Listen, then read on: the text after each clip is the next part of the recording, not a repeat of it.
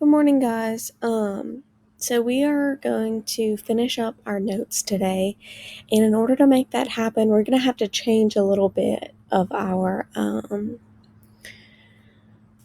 of your notes pages. And so I want to guide you through that just to make sure you have what you're supposed to have. Your first essential question was how have advancements in technology affected the study of geography? So that should be your first essential question. Now, remember, we had some trouble with the second one because it wasn't there. And I apologize for that. So then you should have notes. We took these in class on how do various map projections distort spatial relationships when compared to the globe. That should be your essential question number 2. Then you should have essential question number 3. You took these notes at home. How do climate and weather phenomena affect people living in different regions? Then essential question number 4, how can humans influence their environment, and how are they also influenced by their environment? You took these at home last week on Tuesday, I believe, or Thursday. You took these at home on Thursday.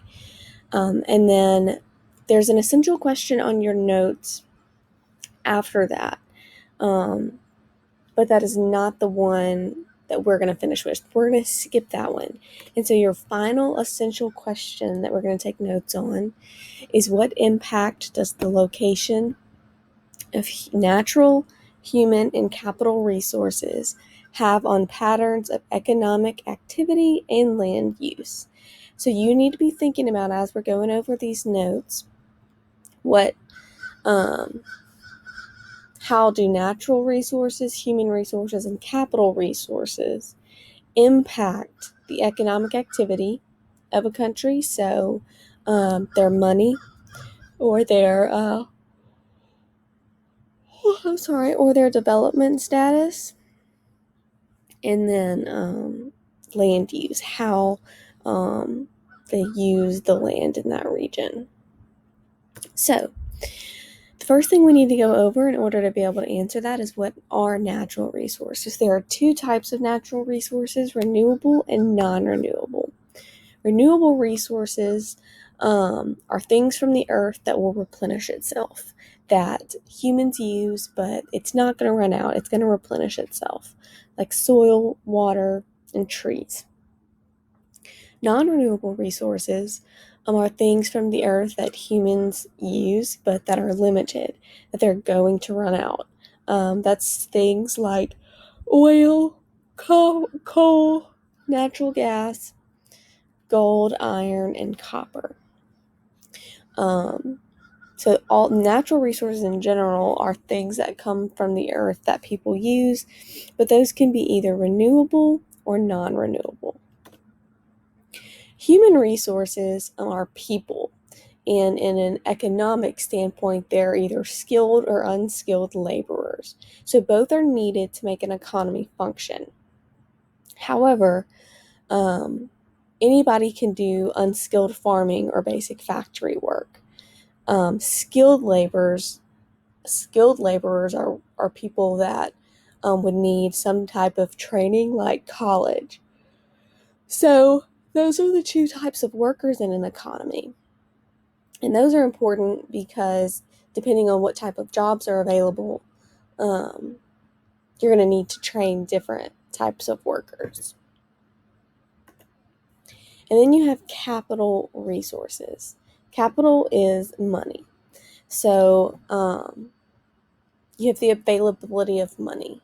Money is needed to get things started or to keep them going. So you have to have money to do anything within a country. A country has to have money. Its people have to have some sort of capital in order to start businesses or to extract natural resources, anything like that. The level of infrastructure is also a capital resources. Infrastructure is like roads, electricity, sewer, things like that. And so you have to think whenever we're studying these places, does a place have roads, schools, electricity, phones, post offices? Without these things, you can't have a growing or functioning economy. Um, Now, when you break that down, like, well, okay, how can the economy not grow without those things? Well, if it doesn't have functioning roads, people, the trade isn't really going to happen. Your area isn't easily accessible to people, so no one is really going to want to go there or be able to. If there are no schools, or if the schools don't train past a certain level, the level of worker goes down. Remember, you're not going to have those skilled laborers, and so your economy cannot bump up to the next level. And we'll kind of talk about what that means in other chapters, but you can't move from a developing country to a developed country if you're not educating your people. So those are just a couple of examples. And then all of that does also kind of lead to the availability of tools and machines and technology. This is what people invest money in because it's what you use in order to make money. And people who are trained to use these things are skilled laborers. And so again, if schools aren't training people to use these things, or there's no money for new tools or machines, then your economy can't develop. And so the question then becomes, what's the problem then? Well, the problem is that these resources are not distributed equally um, across the globe. Natural, human, and capital resources are not distributed equally across the globe. And so the location of resources influences economic activity and patterns of land use. Right? So, effects of unequal distribution of resources. There are four effects. So, you have the interdependence of nations. Interdependence of nations means that countries around the world depend on one another for the goods, services, and capital resources that they can't produce on their own. And so this means that there are countries around the world who, let's say, oil is a big deal because not all countries have oil reserves um, under their land.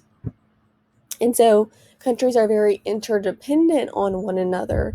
And, a lot of times, you hear people say it a lot in the United States, like, why can't the United States just stay out of people's business? Like, you know, what's the big deal? Like, why do we care what's going on in other countries? Well, a lot of it has to do with the interdependence of nations. Because resources have been so unequally distributed, just because where they are on the earth, um, that's really the only reason. For history, countries have depended on one another, and so what affects one country affects the other, and so that's why we tend to think that the United States is always in everybody's business. It's because a lot of countries depend on us, and we also depend on other countries, and so what their business is matters to us. Another effect is the uneven economic development of countries. And so what that means is economies can go from developing to developed. And so some countries are poor and some are rich, simply because of the unequal distribution of resources.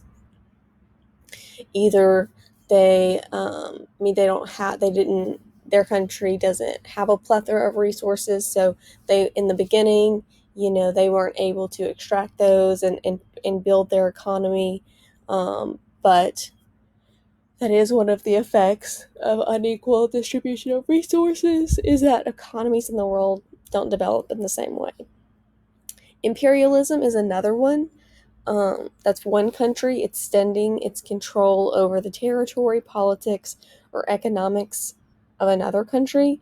Um, the United States is pretty famous for that too. China as well.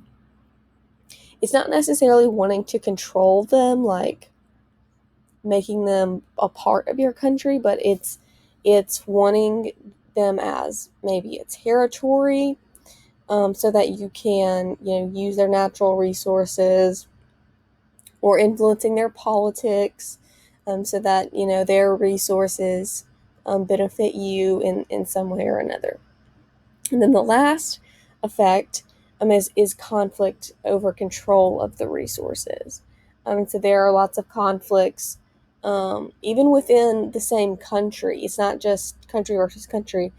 There are conflicts even within a single country sometimes over who is going to control those resources, since not everyone has the same amount. And then the patterns of land use, um, usually what you see in conjunction with the resources is where the resources are, is where you can find that an economic activity that is related to them.